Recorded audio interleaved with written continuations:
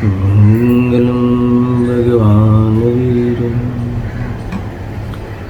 मंगलम गौतम गणी मंगलम कुंडार्य जैन धर्मोस्तु मंगलम सर्वमंगलमहांगल्यं सर्वकल्याणकारकं प्रधानं सर्वधर्माणां जैनं गयितुं संशयम्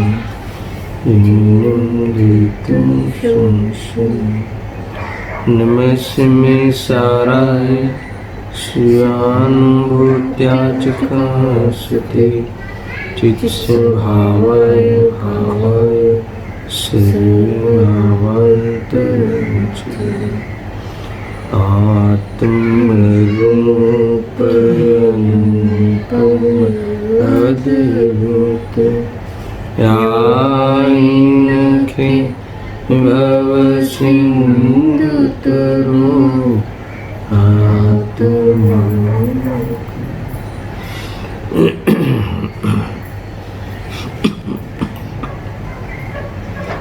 समय सार कर्ता कर्म अधिकार अंतिम गाथा है 144। सम्यक और सुज्ञान की जिस एक को संज्ञा मिले नए पक्ष सकल विहीन भाषित वो समय का सार है। पक्षाति क्रांत ही समय सार है, निर्विकल्प दशा ही समय सार है। जिनका समस्त विकल्प रुक गया है उसी को समय सार कहते हैं। अब इतना महान समय सार की उपलब्धि के लिए, निर्विकल्प दशा की उपलब्धि के लिए क्या करना चाहिए, उस शुद्धात्मा अनुभूति के लिए क्या प्रक्रिया है, उसकी चर्चा इस टीका के दूसरे अंश में विस्तार से आई है। कल हमने इस टीका के दूसरे अंश पे दूसरा अंश का प्रारंभ किया था। देखो पढ़ते हैं। प्रथम सुत ज्ञान के अवलंबन से ज्ञान स्वभाव आत्मा का निश्चय करके और फिर आत्मा की प्रकट प्रसिद्धि के लिए ये 3 स्टेप की चर्चा विशेष कही थी। ध्यान है तुम्हारा? इधर आ जाइए। क्या कहा? प्रथम सुत ज्ञान के अवलंबन से और ज्ञान स्वभाव आत्मा का निश्चय करके, बराबर, और फिर आत्मा की प्रकट प्रसिद्धि के लिए, यानी के लिए कह के तो प्रकट प्रसिद्धि के लिए आगे क्या करना चाहिए अनुभूति के लिए, इसका और विशेष ज्ञान कराते हैं आचार्य अमरचंद्र देव। कल मैंने इसका खुलासा बहुत किया था कि इस 3 स्टेप में ही अनुभूति आ गई है ना। धारणा, फिर अवधारण, फिर अनुभव, 3 बातें कही थी। याद करा देता हूँ। एक आगम आश्रित वेद ज्ञान, एक अभ्यास रूप वेद ज्ञान और एक परिणमन रूप वेद ज्ञान, ये भी लिया था। और ये जो सबसे पहले प्रथम यानी धारणा, शुद्ध ज्ञान के अवलंबन से, शुद्ध ज्ञान का अवलंबन लेना एक बहुत महत्वपूर्ण कार्य है इस अनुभूति के प्रसंग में। शुद्ध ज्ञान के अवलंबन से अर्थात तो आगम के अवलंबन से हमारी धारणा स्पष्ट होनी चाहिए। 5 लब्धियों में मैंने धारणा में 3 लब्धियों को उतारी थी। धारणा ज्ञान कोई मात्र अवग्रह, इहा, अवाय और धारणा है ना, उसके अनुसार मति ज्ञान में जो 7 तत्वों का, प्रयोजनभूत तत्वों का इस आत्मा के स्वरूप की जो धारणा प्रकट होती है अथवा धारणा हम धारण करते हैं धारावाही रूप से, तो इसमें मुख्य रूप से याद रख लेना, स्मरण में रह जाना है ना, मात्र पढ़ लेना, ये मोक्ष मार्ग के प्रकरण में यहाँ तक की धारणा की बात नहीं। धारणा में 3 लब्धि मैंने इसलिए इसमें शामिल की थी कि जो क्षौक्षम लब्धि, विशुद्धि लब्धि और लिश्ना लब्धि, यानी हमें पहले हमारे स्वरूप के बारे में अर्थात 7 तत्व की यथार्थता वो हमारी धारणा में स्पष्ट होनी चाहिए। हमारा ज्ञान इस अपने तत्व के स्वरूप को स्पष्ट करने के लिए जब तैयार होता है तो क्षौक्षम लब्धि है, और इसके लिए जो भोगादि की क्रियाएं, विषय कषाय के प्रसंगों को हम छोड़ता है। विषय कषाय के प्रसंगों में भी वह मन नहीं लगता, ये उस विशुद्धि है, समझना। और इस प्रकार के पोत में, इस प्रकार की उसकी पात्रता में वह देशना को ग्रहण करता है, अर्थात अपनी धारणा को स्पष्ट रखता है, और जो धारणा की स्पष्टता याद शक्ति वाली नहीं, गलत धारणाओं को मिटा देता है। यानी धारणा ज्ञान में अपनी सोच में सही तत्व अथवा तत्व की यथार्थता को धारण करना, और जो खोटी धारणा है ना, खोटी धारणा को छोड़ देना, धारणा की बात है, वो देशना लब्धि के रूप में वह धारण करता है। इसके बाद यहाँ कहते हैं पश्चात अवधारण। अवधारण में मैंने कौन सी बात कही थी? जैसे अवधारण में मैंने शुद्ध ज्ञान का रोल बताया था। अब जो मति ज्ञान ने विषय दे दिया शुद्ध ज्ञान को, अब शुद्ध ज्ञान में वह निर्णय के स्तर पे, देखो धारणा का निर्णय अलग है, वो वस्तु के संबंधी निर्णय हुआ, वो है ना अवग्रह या हवाई धारणा में वो ऐसा निर्णय हो जाता है कि कुछ काल तक फिर वो भूल नहीं जाती, वो सामान्य मति ज्ञान का कार्य। मगर जो लब्धि रूप जो आगे बात चलती है, तो वह धारणा की उपयोगिता वहाँ होती है, और फिर वो मति ज्ञान ने जो विषय तय किया, मति ज्ञान ने अपने ज्ञान को संकेल लिया, ऐसा है ना, एक आत्महित के लिए जो काम आने वाले तत्वों को धारण कर लिया। अब वह शुद्ध ज्ञान को हवाला देता है, यानी इसके बाद शुद्ध ज्ञान के उपयोग में सारा कार्यक्रम होता है। वह भेद ज्ञान के आधार से वो तत्व का निर्णय कर लेता है, तत्व का यानी आत्म तत्व का निर्णय, अपने स्वरूप का निर्णय। और मैंने कल बहुत चर्चाएं करी थी कि वो निर्णय यानी अपने जो भी जीवन में जो घटनाएं घटती है, अर्थात जो उदय आते हैं, तो उसमें वो निष्कर्ष के रूप में ये तत्व का ही पक्ष बनता है, सत्य का ही पक्ष बनता है, उसी का ही वलन बनता है। इसमें मुख्य रूप से किसकी कौन शामिल हुआ? विकल्पात्मक सिद्धांत भी शामिल हुआ, समझ में आया? तो ये अवधारणा हुई, और इसको अभ्यास रूप विज्ञान भी कहते हैं। तत्पश्चात इसके बाद आत्मा का अनुभव होता है। जब ये अवधारण में मैं चैतन्य स्वरूप हूँ, ये कहा ना, इसमें ज्ञान स्वभाव आत्मा का निश्चय हुआ, ये देह आदि में नहीं हूँ, ऐसा निर्णय हुआ, तो वह निर्णय है ना एक प्रकार से आत्मानुभूति के रूप में कैसे होगा, वो प्रकट प्रसिद्ध होगा, तो वो शुद्धोपयोग रूप परिणति को प्राप्त कर लेगा। वो जो निर्णय हुआ है ना, वह अब अनुभूति का कारण बन जाएगा, यानी वो यही मैं हूँ ऐसी प्रतीति पूर्वक सम्यक प्रतीति कर लेता है शुद्धोपयोग के काल में, तो वो प्रकट प्रसिद्धि होगी। यानी और अलग शब्दों में लेवे तो अभ्यास वेद ज्ञान में ज्ञान द्वारा सिद्धि कर दी है ना, वेद ज्ञान द्वारा सिद्धि करे कि मैं देह से भिन्न हूँ, मैं चेतन स्वरूप हूँ, ऐसा ज्ञान लक्षण के द्वारा सिद्धि कर दी। फिर अंतर्मुख वृत्ति द्वारा इन अंतर्मुख वृत्ति का अर्थ क्या है कि यही मैं हूँ, ऐसी अंतर्मुख वृत्ति हो जाती है, तब प्रतीति जो प्रकट हुई शुद्धोपयोग के काल में, वे वास्तव में प्रकट प्रसिद्धि हो गई, आत्मा उसे प्रसिद्ध हो गया।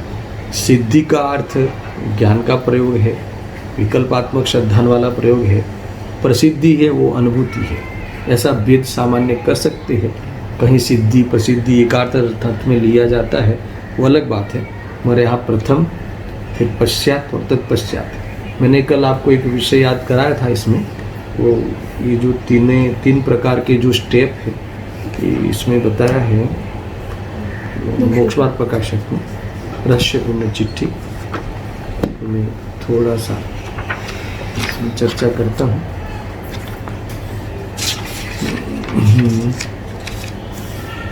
एक प्रकरण बहुत बढ़िया है, रहस्यपूर्ण चिट्ठी है, पेज नंबर है 342 हिंदी में।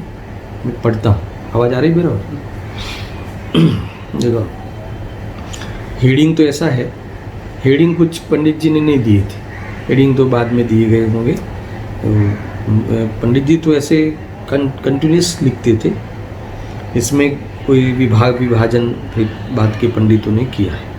इसमें हेडिंग ऐसा दे दिया कि अब सविकल्प ही के द्वारा निर्विकल्प परिणाम होने का विधान कहते हैं। इसका अर्थ मगर ये नहीं लेना है कि सविकल्प से निर्विकल्प हुआ जाता है, सविकल्प की ओर से फिर निर्विकल्प कैसे होता है, ये बात यहाँ कही गई है। हेडिंग का भी ये अर्थ समझना बहुत है। जो 3 स्टेप याद रखना, प्रथम, फिर पश्चात, फिर तत्पश्चात, फिर किस प्रकार से वो अनुभूति कर लेता है। बहुत बड़ा प्रकरण है, मैं सिर्फ थोड़ा सा इशारा यहाँ किया है उस बात का, ये लेना है। अपने मूल में क्या है, इस प्रथम शुद्ध ज्ञान का अवलंबन लेना, फिर ज्ञान स्वभाव आत्मा का निश्चय करना, और फिर आत्मा की प्रगट प्रसिद्धि करना। तो ये 3 स्टेप यहाँ बताते हैं। देखो, वह सम्यक भी कदाचित स्वरूप ध्यान करने को उद्यमी होता है। यहाँ तो जो एक बार सम्यक दृष्टि हो गया, फिर पुनः जो शुद्धोपयोग के लिए उद्यम करता है, उसकी चर्चा आई है।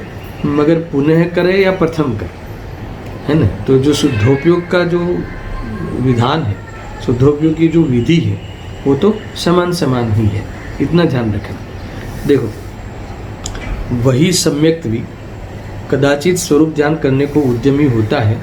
वहाँ प्रथम, देखो प्रथम शब्द डाला, वहाँ प्रथम क्या करता है, भेद विज्ञान स्वपर का करे, नो कर्म द्रव्य कर्म भाव कर्म रहित, केवल चैतन्य चमत्कार मात्र अपना स्वरूप जाने।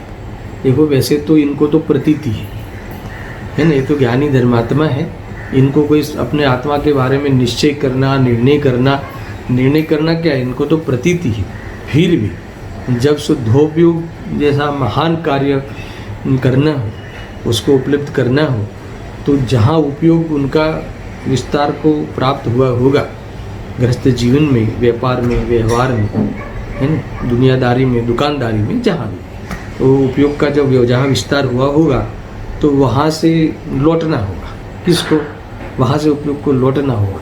देखो, मति ज्ञान को तो वहाँ से भी, है ना, इनको मर्यादा में लाना ही होता है। जब शुद्धोपयोग में जाना हो, तो इतना फैलाव हो मति ज्ञान शुद्ध ज्ञान में कि जो प्रयोजनभूत तत्व के बाहर अगर उपयोग व्यवसाय करता हो, तो आत्मानुभूति वहाँ से डायरेक्ट नहीं होती। यानी सामान्य रूप में कहे, भावों की ओर से कहे, तो देव इधर ध्यान दे दो, इधर ध्यान दो भाई, इधर ध्यान, कि वो कोई अशुभ में से कोई सीधा शुद्ध में नहीं जाता, शुभ में से ही शुद्ध में जीव जाता है ना। ये ध्यान रखो, इधर विषय बहुत मार्मिक चल रहा है, इधर ध्यान होना चाहिए। देखो, यहाँ क्या कहते हैं कि सबसे पहले वहाँ प्रथम भेद विज्ञान स्वपर का करे, स्वपर का भेद विज्ञान का विचार करता है, यानी आत्मा तत्व का निश्चय जो कहा ना वहाँ पे, वैसा ही इस प्रकार का ही ये विचार करता है। देखो, ये मैं चैतन्य स्वरूप हूँ, ऐसा विचार करने की क्या जरूरत है? समझ में आया कि नहीं? उनको तो प्रतीति है, फिर भी ये प्रतीति होने पर भी उपयोग को वहाँ ले आया जाता है कि ये तो आत्मा तो चैतन्य स्वरूप है, ये जो मैं जहाँ उलझा हूँ, जिस देह की आसक्ति चल रही है, वो तो पर है, मैं हूँ ही नहीं, है ना। वो प्रतीति होने पर भी उपयोग में यह बात लानी होती है। देखो ये है ना, नो कर्म द्रव्य कर्म भाव कर्म रहित, केवल चैतन्य चमत्कार मात्र अपना स्वरूप को जाने, यानी अपने स्वरूप के बारे में विचार करता है। जानने का अर्थ विचार करता है ना, ऐसा है। इसके बारे में विस्तार से वो अपने स्वरूप के बारे में विचार विमर्श करता ही करता है। फिर अगर देखो इधर शब्द डाला पश्चात, दो चीज़ें कही ना, स्वपर का विचार करता है। प्रथम स्वपर का विचार करता है। क्यों ऐसा है कि पर का लक्ष्य बहुत हुआ होता है उसे आत्मानुभूति के बाद भी। खैर हमें तो आत्मानुभूति के बाद या आत्मानुभूति के पहले, आत्मानुभूति करने के लिए जो काम किया जाता है उसमें उपयोग को और बहुत जगह से फैला हुआ हो, वहाँ से हमें मर्यादा में लाना होता है। और वहाँ आत्मा के बारे में और अपने परिणामों के बारे में भी विचार किया जाता है। स्वपर का यानी स्वपर यानी पर यानी परिणाम लेना यहाँ है ना। अपने परिणाम में पर का विचार चला है ना, इसलिए पर का विचार, अपना परिणाम पर का लक्ष्य की हुए वर्तता है ना, इसका अर्थ है उस परिणाम के बारे में विचार करना। ये भी एक पर का ही विचार है ना। पर का विचार यानी ऐसा नहीं कि ये दुकान मकान, ऐसा नहीं। जो हमने दुकान मकान के लक्ष्य से जो परिणाम हमारा होता है, उस पदार्थों का लक्ष्य करके जो रागादि परिणाम हुए होते हैं है ना, परद्रव्य का लक्ष्य करके जो हमें अनेक प्रकार के विचार हुए होते हैं, तो उसके बारे में जो कन्फेशन करते हैं, तो कन्फेशन करने के लिए उसका विचार किया जाता है कि ये परिणाम आए थे प्रभु, ऐसे परिणाम जो होते हैं वो है ना मेरे योग्य नहीं है, आत्मा के हितकारी नहीं है, ऐसा विचार करता है वो। इनको तो ज्ञानी को तो ये हे बुद्धि वर्ती है, फिर भी पुनः हे बुद्धि वर्तने पर भी उसमें विचार चला जाता है ना, इसमें उपयोग चला जाता है, तो पुनः विचार करता है। और जिसको प्रथम बार भी आत्मानुभूति करनी हो तो वो भी इस प्रकार से विचार करेगा। तो ये पूरी बात यहाँ होगी। तो इस प्रकार से स्वपर का जो विचार करता है, इसके बाद पश्चात सुनना, वो तत्व का वहाँ कहा कि ज्ञान स्वभावी आत्मा का निश्चय करता है। यहाँ ये कहते हैं कि पर का भी विचार छूट जाए। क्या कहा? पश्चात पर का भी विचार छूट जाए, केवल स्वात्म विचार ही रहता है ख्याल में। अभी स्वात्म विचार कैसा रहता है सुन, ये भी यहाँ कहा है, वह अनेक प्रकार निज स्वरूप में अहम बुद्धि धरता है। अहम बुद्धि धरता है यानी समझ में आया ना, कि जैसे अहम बुद्धि धरता है यानी अपनापन की ओर से इसमें विचार करता है। जो जैसे इसमें लिखा है, चिदानंद हूँ, शुद्ध हूँ, सिद्ध हूँ इत्यादि विचार होने पर सहज ही आनंद अंतरंग उठती है, रोमांच हो जाता है ना। यहाँ तक कौन सा क्या कहा, रोमांच आता है। मैंने जैसे ये बात में लेता हूँ ना कि जैसे परद्रव्य का विचार जो पर राग आदि का कन्फेशन करता है, फिर ये तो कषाय है, अरे तो मेरा स्वरूप नहीं है, तो इसने इसके रहित अपने स्वभाव का अंतरंग में विचार चालू किया, और फिर स्वभाव के प्रति विशेष प्रेम बढ़ता है, स्वभाव का पक्ष आता है, यह है ना ख्याल, स्वभाव का विलीन होता है, स्वभाव के तरफ विशेष यहाँ लिखा है ना कि ये अनेक प्रकार से निज स्वरूप में अहम बुद्धि धरता है। यानी अहम बुद्धि धरने का अर्थ है कि स्वभाव की याद में आनंद आना। यानी इसको ऐसा लगता है कि मेरा जो आधार है, जीने का आश्रय है, वो मुझे मिल गया। समझ में आना, ये इस तरह की बात होती है। ये बहुत ज़बरदस्त बात है। देखो ये ऐसी मोमेंट है कि मान लो कि किसी व्यक्ति को बहुत प्यास लगी, सुनना बराबर से, तो मगर वो रण में खड़ा है,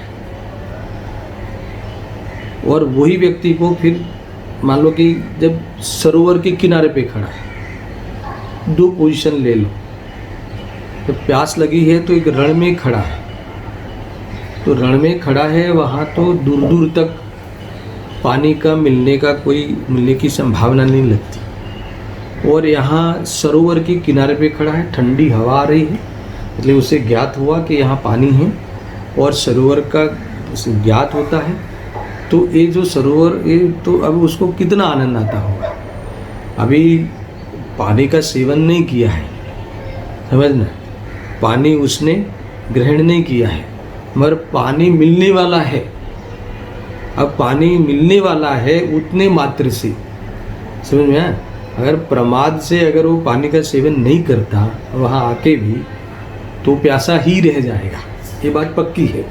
मगर वहाँ जो आनंद आता होगा वो कैसा होगा कि इसके एक प्यास मिटने की संभावना जो उसे ख्याल में आती है ना, अपनी तृप्ति होने का आधार उसे ख्याल में आ जाता है, तो उसका जो आनंद होता है तो बहुत बड़ा रोमांच होता है। अंतर ख्याल में है दोनों का, ये लेवल है। थोड़ा मैंने प्रयास किया है, फिट है कि नहीं ये उदाहरण देख लेना, ऐसा रोमांच उठता है वहाँ पे।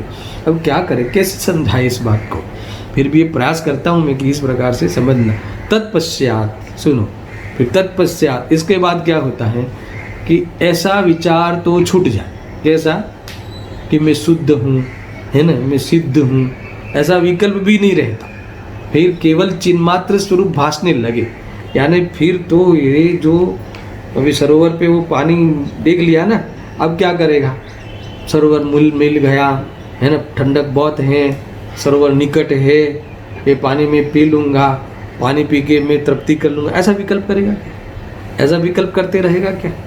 ऐसा विकल्प करने का अब वो विकल्प अपने आप सहज नहीं रहती, वो पानी का सेवन हील कर लेता है और फिर वो विकल्प नहीं रहता। वैसे यहाँ कहते हैं कि केवल चिन्मात्र स्वरूप भासने लगता है, अर्थात तो मैं जो शुद्ध हूँ ऐसा विचार करता था तो शुद्ध हूँ ऐसा भाषित हो जाता है, यानी वो मैं शुद्ध हूँ ऐसा विकल्प भी नहीं रहता। मैं शुद्ध हूँ ऐसा विकल्प है वो तो है ना बंध तत्व है, और मैं शुद्ध हूँ ऐसा अनुभव कर लेना वो वास्तव में अनुभूति है। तो ऐसी अनुभूति वहाँ हो जाती है। देखो वहाँ सर्व परिणाम उस रूप में एकाग्र होकर प्रवर्तित हैं। एकाग्र होने का अर्थ वहाँ अभी कषाय नहीं रहता, वहाँ कोई विकल्प नहीं रहता, वहाँ रंच मात्र भी आकुलताई नहीं रहती, इसका नाम एकाग्रता। दर्शन ज्ञान आदि का और नए प्रमाण आदि का भी विचार विलय हो जाता है, यानी विकल्प नहीं रहता। बहुत अद्भुत बात है। प्रथम, पश्चात और तत्पश्चात, आगे बहुत कुछ बातें लिखी है विषय में, आप पढ़ लेना। देखो मैं थोड़ा और भी पढ़ता हूँ। चैतन्य स्वरूप जो सविकल्प से निश्चय किया था उसी में व्यापक रूप होकर इस प्रकार प्रवर्तता है, जहाँ ध्याता ध्येय रूप ध्येयपना दूर हो गया, सो ऐसी दशा का नाम निर्विकल्प अनुभव है। समझ में? जो जैसा विचार किया था, जैसा विकल्प करता था ऐसा मानने लगा, जैसा इसने अपने बारे में जाना था वैसा मानने लगा। अब ऐसा मानने लगा तो फिर वो जानने संबंधी विकल्प नहीं रहा। अब जानने संबंधी विकल्प नहीं रहा, इसका अर्थ ये है कि आकुलता नहीं रही, निर्विकल्प दशा हो गई, ये प्रसिद्ध हो गया, अंतर्मुख वृत्ति हो गई, है ना। ये जो अनुभव जो स्वरूप था वो प्रकट रूप से प्रसिद्ध हो गया। अब तक विचार में प्रसिद्ध था, अब तक विकल्पों में प्रकट था, अब तक चिंतन में प्रकट था, अब यही में हूँ ऐसी प्रतीति निर्विकल्प होकर प्रतीति व्यक्त हो गई, अर्थात तो उस प्रतीति प्रकट हो गई, है ना। तो वो ये निर्विकल्प होता हुआ निर्विकल्प वस्तु की अनुभव कर लिया गया, इसका नाम है अनुभूति। ऐसा है। देखो बहुत कुछ बातें, एक ये जो है ना नए चक्र का एक श्लोक भी यहाँ दिया है। यहाँ कहते हैं, देखो थोड़ा थोड़ा पढ़ लेते हैं, आनंद आएगा। तत्व के अवलोकन का, तत्व का अवलोकन यानी अन्वेषण जो किया था ना, वो जो काल उसमें समय, फिर से तत्व के अवलोकन का जो काल उसमें समय अर्थात शुद्धात्मा को युक्ति अर्थात नए प्रमाण द्वारा पहले जाने, है ना, तत्व के अन्वेषण द्वारा जाना। उसके बाद पश्चात आराधन समय जो अनुभव काल उसमें नए प्रमाण नहीं है, यानी विकल्प नहीं है, क्योंकि प्रत्यक्ष अनुभव है। ये प्रमाण दे दिया पंडित जी ने। अभी थोड़ा इनका एक उदाहरण है, पढ़ने लायक है, मैं पढ़ता हूँ। जैसे रत्न को खरीदने में अनेक विकल्प करते हैं, बराबर। जब प्रत्येक उसे पहनते हैं तब विकल्प नहीं है, पहनने का सुख ही है। ख्याल में? जब तुम रत्न दुकान में, कितना सरल उदाहरण है, रत्न लेने गए दुकान में, खरीदना है, उसको प्राप्त करना है, उसका भोग करना है, यानी पहनना है, तो हम उसे पहले अनेक विकल्प करते हैं, कितना कैरेट का है, क्या क्वालिटी है, क्या रेट है, क्या गारंटी है, जो जितना जो भी इसके अनेक एंगल से उसको तराशते हैं, देखते हैं, सब कुछ करते हैं। फिर उस विश्वास आ गया कि ये मेरे लायक है। समझ में? बहुत बड़ी बात होती है विश्वास आना। इसके बाद जब वो धारण करता है, यानी पहनता है, यहाँ लिखा देखो जब प्रत्यक्ष उसे पहनते हैं तो विकल्प नहीं, तो फिर क्या है उस समय जब तुमने पहन लिया है, फिर क्या है, पहनने का सुख है। वहाँ उदाहरण है समझना, वो पहनने का सुख है, यानी वो आपको मिल गया, उस बात की संतुष्टि है। और जो मिलाने के लिए जिसके लिए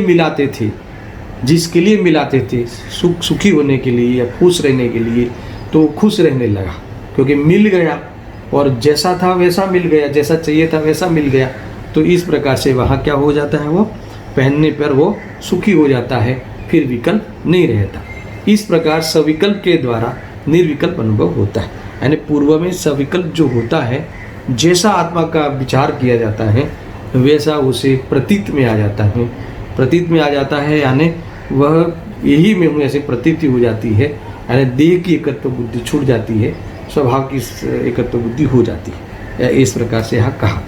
देखो कई बातें, अब जो दूसरा विषय चलने वाला है ना, मति ज्ञान को सन्मुख करना, ये वाली बात इसमें आई है, मैं पढ़ लेता हूँ, उस समय काम आएगा। तथा जो ज्ञान 5 इंद्रिय व छठे मन के द्वारा प्रवर्तता था, वह ज्ञान सब ओर से सिमट कर इस निर्विकल्प अनुभव में केवल स्वरूप सन्मुख हुआ। बराबर, ये बात आगे आने वाली, मैं यहाँ इसको विशेष चर्चा नहीं करूँगा, क्योंकि वह ज्ञान सर्वसम रूप से, इसीलिए एक काल में एक ज्ञेय को ही जानता था। वह ज्ञान स्वरूप जानने का प्रवर्तित हुआ, वह ज्ञान स्वरूप जानने को प्रवर्तित हुआ, तब अन्य का जानना सहज ही रह गया। वह ऐसी दशा हुई कि बाह्य अनेक, सुनना है बात, थोड़ा ले लेते हैं इसको, क्या कहना चाहते हैं सुनना, कि जो 5 इंद्रिय और छठा मन, इनके द्वारा अपना ज्ञान क्या करता था, इंद्रिय के विषयों में प्रवर्तता था, मन के द्वारा प्रवर्तता था। वह ज्ञान सब ओर से सिमट कर, ये पूरा खुलासा मैं वहाँ करूँगा, बहुत बड़ा विषय है। मति ज्ञान को मर्यादा में लाकर, फिर शुद्ध ज्ञान को भी मर्यादा में लाकर आत्मसन्मुख करना। पर यहाँ तो इन्होंने सीधा रिजल्ट दे दिया है कि उनको सब ओर से सिमट कर इस निर्विकल्प अनुभव में केवल स्वरूप सन्मुख हुआ, ऐसा कह के इन्होंने फाइनल डेस्टिनेशन बता दिया ज्ञान का। इसमें फिर रीजन बताते ऐसा क्यों हुआ, कैसे एक आत्मा का निश्चय में चला जाता है ज्ञान, क्योंकि एक लॉजिकल यहाँ देते हैं सैद्धांतिक, क्योंकि वह ज्ञान सर्वसम रूप है। तो ज्ञान को कैसा है हमारे पास, मति शुद्ध ज्ञान सर्वसम रूप, इसीलिए एक काल में एक ज्ञेय को ही जानता है। बराबर, एक काल में एक ही ज्ञेय ज्ञान का विषय बनता है, क्योंकि ज्ञान सर्वसम रूप है ना, ऐसा। तो वह ज्ञान स्वरूप जानने को प्रवर्तित हुआ, तब अन्य का ज्ञान सहज ही रह गया। यानी जब मैंने जो आत्मा के विकल्प में ज्ञान वर्तता था वो पर हो गया, मगर जब आत्मा में वर्तने लगा तो विकल्प में कैसे वर्तेगा, क्योंकि एक समय में एक ही पदार्थ में वर्तता है। तो इस प्रकार से आत्मा कैसे आत्मा में वर्तने लगा। सुनना, दूसरी बात इन्होंने सारी बात यहाँ रखी है, वहाँ ऐसी दशा हुई कि बाह्य अनेक शब्दादिक का विकार हो तो भी स्वरूप ध्यानी को कुछ खबर नहीं। इस प्रकार मति ज्ञान भी स्वरूप सन्मुख हुआ, यानी कोई शब्द आदि आने पड़े, इवन एक बार ज्ञान में भी ज्ञेय हो जावे तो भी लक्ष्य नहीं रहता, खबर नहीं, यानी स्वरूप ध्यानी को इसका लक्ष्य नहीं रहता, उससे मतलब नहीं रहता, लक्ष्य नहीं। इसका यहाँ लिखा ना, स्वरूप ध्यानी को कुछ खबर नहीं यानी क्या, कोई शब्द ये भी लिखा, कोई शब्द आदि विकार हो तो भी, है ना, कोई शब्द आदि वहाँ कोई आवाज़ हो, कोई भी शब्द काने पड़े भी, और वो ज्ञान में कदाच वो उस शब्द का वो संक्रांति रूप ज्ञान हो तो भी, ये कहते हैं कि उनको कुछ खबर नहीं यानी कोई लक्ष्य नहीं करते, कोई उसका मतलब नहीं, उसमें कोई प्रयोजन भाषित नहीं होता। इस प्रकार से मति ज्ञान भी स्वरूप सन्मुख हुआ, तथा नयादि के विचार मिटने पर शुद्ध ज्ञान भी स्वरूप सन्मुख हुआ। समझ में आया? ये तो मैं आगे खोलने वाला हूँ कि उनको अन्य शब्दों से देखो, जब कभी एक और भी इसमें अपेक्षा है कि जब मति शुद्ध ज्ञान को जब प्रयोग में लेते हैं तो मति ज्ञान जब का वाच्य जो आत्मा है ना, कोई भी इस आत्मा शब्द या स्वरूप को इसका वाच्य बनता है, तब शब्द पे ध्यान नहीं जाता, स्वरूप पे ध्यान रहता है ना। मान लो कि मैं तुम्हें कुछ कहूँ कि कोई इम्पोर्टेंट बात हो, वहाँ कोई खास बात हो, है ना, कोई खास चीज़ पड़ी हो, कोई उपयोगी, और मैं कहूँ कि ये दर्शन ये चीज़ पड़ी है, तो तुम्हें शब्द पे ध्यान नहीं जाता, उस वस्तु पे ध्यान जाता है। शब्द में तुम्हें ख्याल में आया, मान लो कि तुम्हें अपने बच्चे पे बेटी पे बहुत राग है, अब मैंने कहा कि देखो वो गिर रही है, तो गिर रही है उस पर ध्यान नहीं जाएगा, गिर रही है शब्द पे ध्यान नहीं जाएगा, उस वाच्य पे ध्यान जाएगा। समझ में आएगी नहीं? अब उस वाच्य पे ध्यान जाएगा, फिर शुद्ध ज्ञान काम करते हुए वो बराबर निर्णय करके वो समाधान कर लेगा। ये ख्याल में एक सामान्य उदाहरण बताता हूँ। इसका एक अर्थ ये भी है, या फिर मान लो कि पहला अर्थ ये जो निकाला कि वो जब शुद्धोपयोग में होते हैं तो जो मति शुद्ध ज्ञान प्रवृत्ति में वर्तता हुआ होता है, तो उसमें कोई शब्द का विकार आदि, जो शब्द विकार यानी कोई शब्द संबंधी विकार यानी विशेष कार्य, कोई सुनाई देवे, आवाज़ सुनाई देवे, ये सुनाई देवे, ध्यान में ज्ञान में या ख्याल में आवे तो भी वहाँ ध्यान नहीं जाता। ध्यान नहीं जाता यानी उससे उनको कोई मतलब नहीं है, कसाय नहीं उठती, मात्र जाने मगर ग्रहण नहीं करे, ये वाली बात भी वहाँ है। दोनों बातें यहाँ बताई है। बहुत बढ़िया ये विषय है।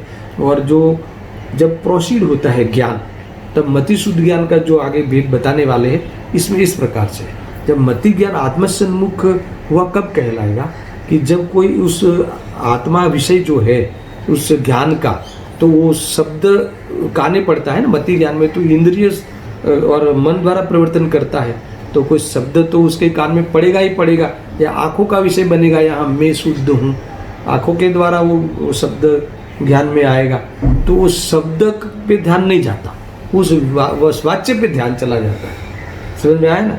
तो वो आत्मसन्मुखता हुई, और तुरंत शुद्ध ज्ञान, फिर मति ज्ञान के बाद शुद्ध ज्ञान होता है, वो दोनों एक साथ में तो होते नहीं। तो फिर वो जब नयात्मक वो आत्मा के बारे में जो विचार होने लगते हैं, तो वो ज्ञान शुद्ध ज्ञान में पलट गया। समझ में आया? और फिर नयात्मक विकल्प भी शांत हो जाते हैं, तो वो भी आत्मसन्मुख हो गया, ऐसा निर्विकल्प हो गया। ऐसी पूरी बात आगे आने वाली है। ये तो जब यहाँ एक विषय आया तो मैंने इस विषय को भी वहाँ आपको जोड़ के बताया। इस प्रकार से पहली 1.5 पंक्ति जो हमने यहाँ प्रारंभ की है, तो इसके लिए ये जो कौन सी बात यहाँ आई दर्शन, ये पहले सबसे पहले क्या करना है? प्रथम शुद्ध ज्ञान का अवलंबन लेना। शुद्ध ज्ञान का अवलंबन माने क्या है ना? स्वाध्याय, जिनवाणी का आश्रय लेना, आगम का आश्रय लेना। हाँ है, आगम रूप भेद ज्ञान, बराबर से आगम आश्रित भेद ज्ञान। तो ये आगम आश्रित भेद ज्ञान में फिर आगे बढ़ते हैं जी। कहाँ बढ़ता है? फिर अभ्यास रूप भेद ज्ञान। इसमें एक ज्ञान स्वभावी जो आत्मा है उसका निश्चय करना, यानी निर्णय किया। इसके बाद फिर क्या करना है? इसके बाद आत्मा की प्रगट प्रसिद्धि, यानी यही मैं हूँ, यानी उस शब्द के वाच्य पे से, उस शब्द पे से वाच्य पे चला जाना, और वाच्य पे से कहाँ चला जाना? वाच्य पे से कहाँ चला जाना? प्रतीति पे। देखो, शब्द के बाद वाच्य पे चला जाना, और वाच्य पे चला जाना यानी उस वस्तु पे चला जाना। वस्तु पे चला जाने के बाद स्वरूप जो है नव के द्वारा उसका स्वरूप को विशेष समझना, उस स्वरूप का निर्णय कर लेना। समझना क्या? निर्णय कर लेना, दृढ़ता आ जाना, वलन आ जाना। इसके बाद क्या करना? फिर वो जो निर्णय में बात आई थी, जो निर्णय में जो वस्तु आई थी, उसको कहाँ ले जाना है? अनुभूति का विषय बनाना, अथवा अनुभूति हो जाना। ये हो गया प्रगट प्रसिद्धि। अब आगे मैं विषय बढ़ाता हूँ टीका में, है ना? तो टीका में अभी आगे कौन सा विषय है कि ये जो प्रगट प्रसिद्धि हो गई जिनके, वो तो बराबर है, अनुभूति हो गई, मगर ये प्रगट प्रसिद्धि करना हो, जो निर्णय हुआ है जिस आत्मा का, अभ्यास वेद ज्ञान में जो वर्ण आया है जो स्वरूप का, इसको प्रकट करने के लिए, उसकी प्रकट प्रसिद्धि करने के लिए क्या करना चाहिए? अब ये वाली बात है ना। आपने तो कह दिया, यहाँ तक तो हमें समझ में आ गया। आगम का अवलंबन लेना, उसके द्वारा आत्मा के बारे में बराबर समझ लेना, है ना, धारणा ज्ञान स्पष्ट कर लेना, आपने देशना लब्धि तक पवित्रता बता दी, सब कुछ हो गया। इसके बाद आपने अभ्यास वेद ज्ञान में भी हमें जोड़ दिया, वहाँ भी आपने शुद्ध ज्ञान के द्वारा वो भेद ज्ञान की प्रवृत्ति चलाई, और नयात्मक विचार करके फिर क्या किया? बराबर ये शुद्ध नय के विषय को, है ना, उस तरफ का हमारा वलन बनने लगा, और जो अशुद्ध नय व्यवहार नय के विषय की तरफ हमारी रुचि घटने लगी। ये सारा काम होने लगा। अब वहाँ से जब प्रगट प्रसिद्धि हो जाना, आत्मरुचि प्रगट हो जाना, है ना, स्वभाव की दृष्टि हो जाना, ये जो कार्य है, उसके लिए फिर हमें क्या करना चाहिए? उसके लिए वो प्रवृत्ति हमें पूरी बताओ। वो प्रकट प्रसिद्धि के लिए जो हमारे पास साधन है, कौन सा साधन है? उपयोग साधन है। कौन सा उपयोग है? मति शुद्ध ज्ञान उपयोग है। उस उपयोग को हमें कैसे वर्किंग में लेना, उस उपयोग का कैसे हमें लाभ लेना, उस उपयोग का हमें कैसे सदुपयोग करना, ये वाली बात अभी मैं प्रारंभ करता हूँ। बहुत रोचक बात है, आप इसको बराबर से ऐसा समझना। देखो ऐसा है ना, वाली बुक है ना वो, ठीक है। ये जो ए वाली छोटी बुक थी वो आप पढ़ी होगी, बोला ना। हाँ देखो इसमें कितनी बातें आती हैं, सुनना बराबर से। काफ़ी रोचक बातें हैं इसमें, और एक स्टेप बाय स्टेप इसको आप ग्रहण करना। देखो यहाँ लिखा, निकालता हूँ।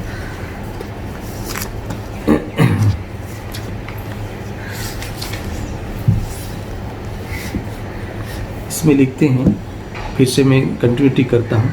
प्रथम शुद्ध ज्ञान के अवलंबन से ज्ञान स्वभाव आत्मा का निश्चय करके, और फिर आत्मा की प्रकट प्रसिद्धि के लिए अब क्या करना कि पर पदार्थ की प्रसिद्धि की कारणभूत इंद्रियों द्वारा, मन के द्वारा प्रवर्तमान बुद्धियों को मर्यादा में लेकर जिसने मति ज्ञान तत्व को, मति ज्ञान के स्वरूप को आत्मसन्मुख किया है, ऐसा। पहले आप एक पॉइंट समझो, इतना पॉइंट समझते हैं। कल मैंने पूरा विषय समग्र रूप से तो आपको बता दिया था, एक पूरी धारा में समझना इस विषय को, है ना।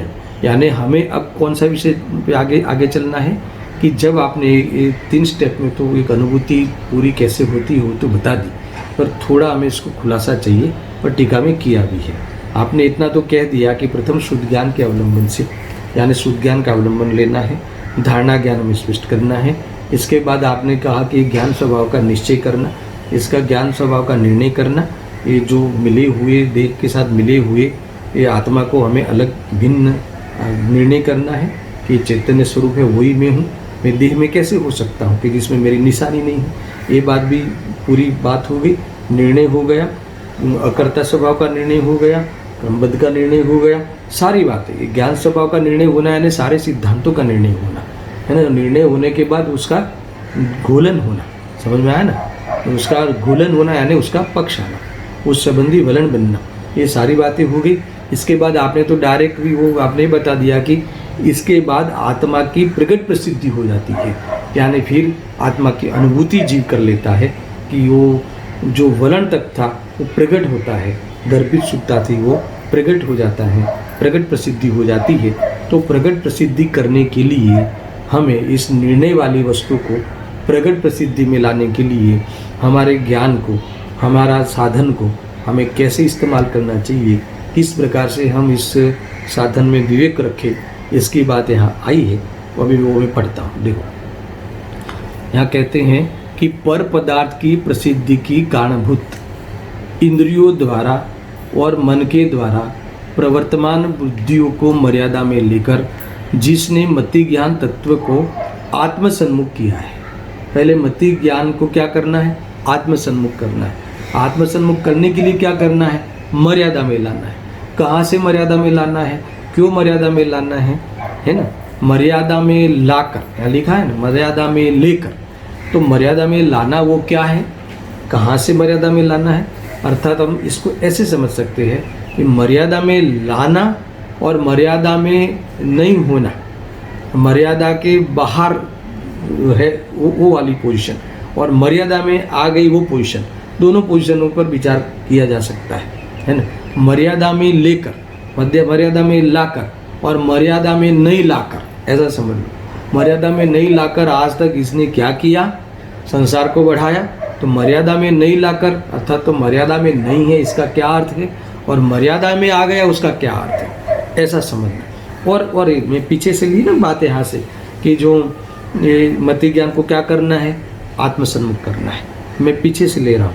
मति ज्ञान को क्या करना है? आत्मसन्मुख करना है। आत्मसन्मुख करना है यानी आत्मा में लीन करना है। आत्मा में लीन करना है, उसके लिए क्या करना है? उससे पहले उसको मर्यादा में लाना है। तो मर्यादा में लाना है ना। तो मर्यादा में लेकर, तो मर्यादा में कैसे लाना है, कहाँ से लाना है? तो आप देखो यार क्या लिखा है, कहाँ प्रवर्तता था ये? कि पर पदार्थ की प्रसिद्धि की कारणभूत इंद्रियों द्वारा और मन के द्वारा प्रवर्तमान बुद्धियों को मर्यादा में लेकर, है ना, ये जो मति ज्ञान है किसके द्वारा व्यवसाय करता है? किसके द्वारा करता है? मति ज्ञान परिवर्तन करता है ना। तो मति ज्ञान इंद्रिय और मन के द्वारा परिवर्तन करता है। तो इंद्रिय और मन के द्वारा जो परिवर्तन करेगा जो ज्ञान है ना, तो उसमें किसकी प्रसिद्धि होती है? पर की ही प्रसिद्धि होती है। यानी इंद्रिय ज्ञान का विषय पर पदार्थ है। इंद्रिय ज्ञान के द्वारा तो पर की प्रसिद्धि होती है, वो आत्मा की प्रसिद्धि वहाँ नहीं होती। ये यहाँ कहाँ है? देखो, पर की प्रसिद्धि के कारणभूत ये है ना, ये इंद्रिय और मन वो तो जड़ है, उसके वो कोई पर पदार्थों का ज्ञान नहीं कराता, उसके कारण कोई पर पदार्थ प्रसिद्ध नहीं होते। इंद्रिय और मन के द्वारा, यानी जो भावेंद्रिय ज्ञान है ना, कौन सा ज्ञान? भावेंद्रिय कहो, इंद्रिय ज्ञान कहो, वो मन और इंद्रियों का अवलंबन लेके व्यवसाय करता है और उससे आत्मा प्रसिद्ध नहीं होता। इससे कौन प्रसिद्ध होता है ना? पर पदार्थ प्रसिद्ध होता है। ये बात मैंने कही।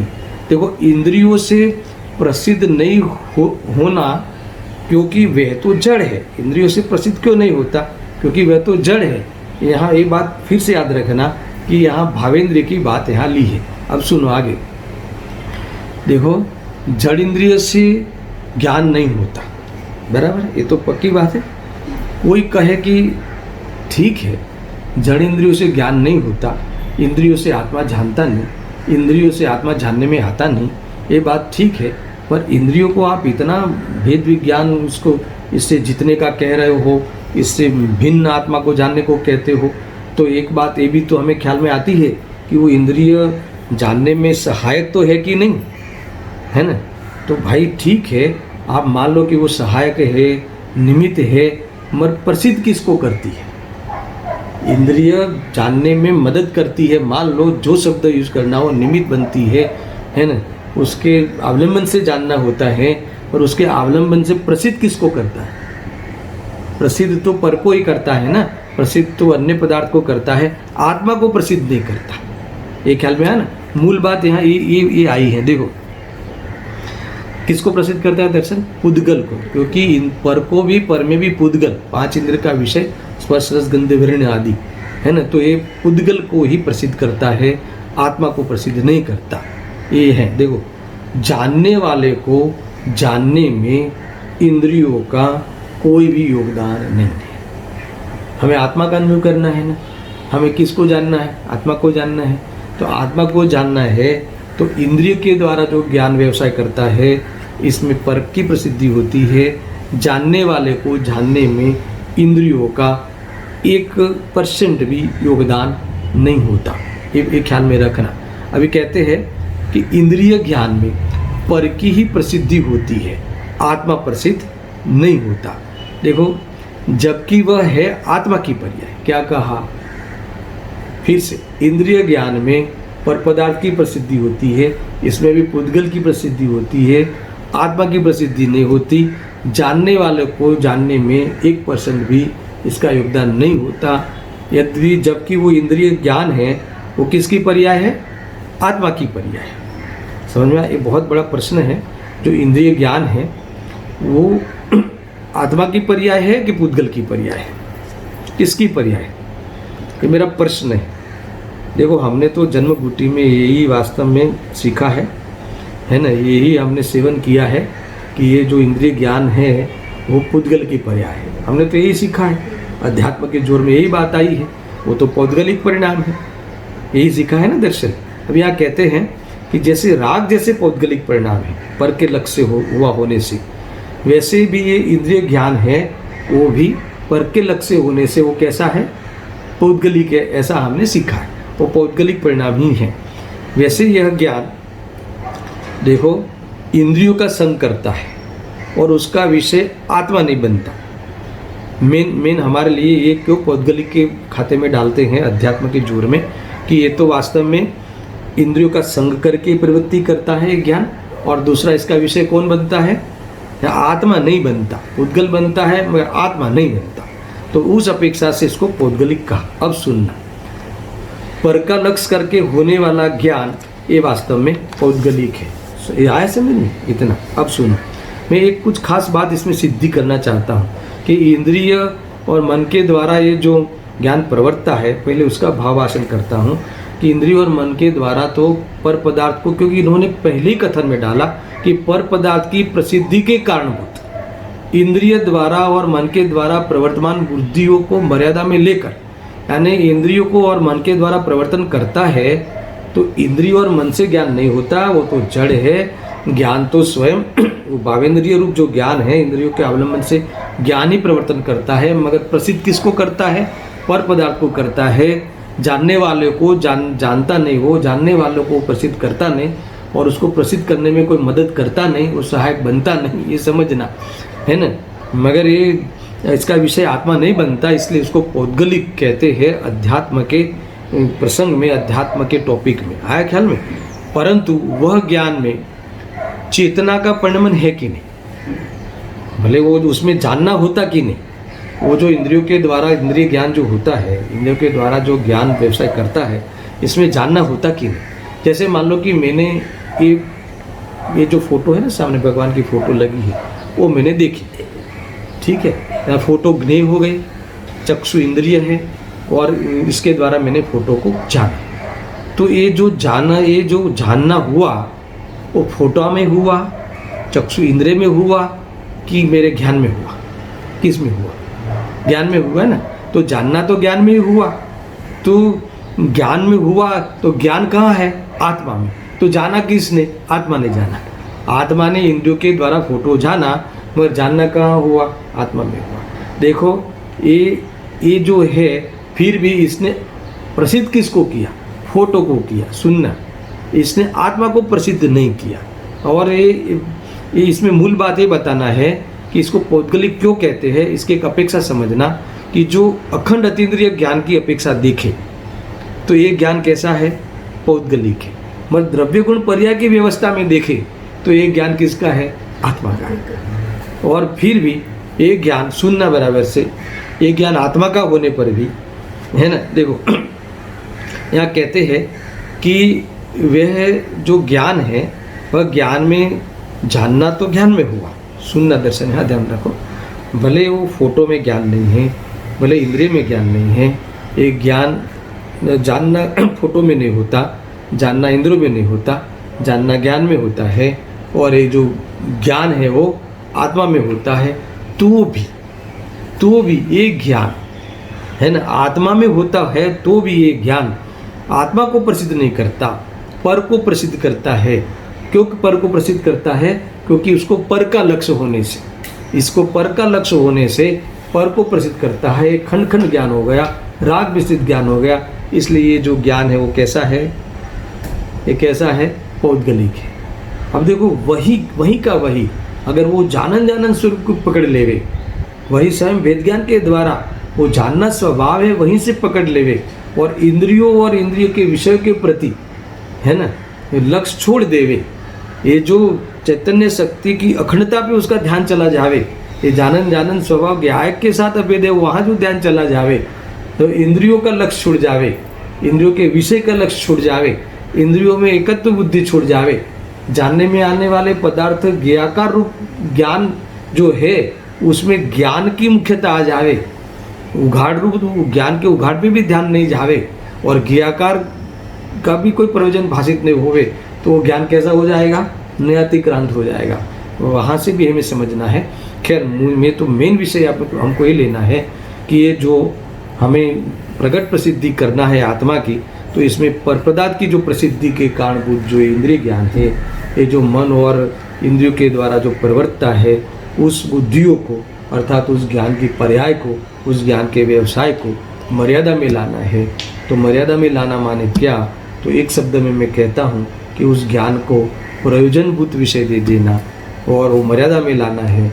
और मर्यादा में नहीं रहना माने क्या? कि जो अप्रयोजनभूत जो तत्व है, अप्रयोजनभूत पदार्थ है कि जिससे हमारा प्रयोजन सजता नहीं, इसी में लगा देना, इसका नाम क्या है? मर्यादा के बाहर जाना। देखो एक बात मैं अंतिम बात कह के समाप्त करता हूँ कि जानना तो स्वभाव है, हीन अधिक जानना वो ज्ञान की गलती है। सुनना बराबर से, हीन अधिक, कम जानना, ज़्यादा जानना, पदार्थों का जानने में नहीं आना। जैसे एकेंद्रीय ज्ञान है, एकेंद्रीय जीव है, उसका ज्ञान बिड़ा गेलू ज्ञान हीन हो गया है, तो ज्ञानावरणीय कर्म का वहाँ रूल है। पर हमारे ज्ञानावरणीय कर्म की ओर से हमें शिकायत नहीं है। हमारे पास तो ज्ञान संधि पंचेंद्र बना है, ज्ञान का उघाड़ भी है, फिर भी हम अप्रयोजनभूत तत्व में ज्ञान लगाते हैं। ये जो लौकिक पढ़ाई है उसको गुरुदेव जी कुज्ञान कहते हैं, सुनना बराबर से। तो उसमें हम लगा देते हैं, उसका निमित्त कारण ज्ञानावरणीय कर्म नहीं है, उसका निमित्त कारण मोह है। मोह के कारण हम अप्रयोजनभूत तत्व में, है ना, जिंदगी लगा देते हैं, और जो प्रयोजनभूत तत्व है उस तरफ ध्यान नहीं देते। कदाचित प्रयोजनभूत तत्व की तरफ ध्यान देते हैं तो उसके प्रयोजन में ध्यान नहीं देते, तो उसके प्रयोजन में जब ध्यान देंगे तब ज्ञान मर्यादा में आया ऐसा कहलाएगा। इसका विचार, अब इस विषय को मैं विशेष खोलने वाला हूँ कि जो मर्यादा में लाना है वो यानी क्या है, और मर्यादा में नहीं है वो क्या है। ये दोनों चीज़ें, तो हम कहाँ खड़े हैं वो हमें निर्णय करना है। इसकी चर्चा विस्तार से कर सहजानंदी शुद्ध स्वरूपी अविनाशी आत्मस्वरूप। सहजानंदी शुद्ध स्वरूपी अविनाशी आत्मस्वरूप। सहजानंदी शुद्ध स्वरूपी अविनाशी आत्मस्वरूप।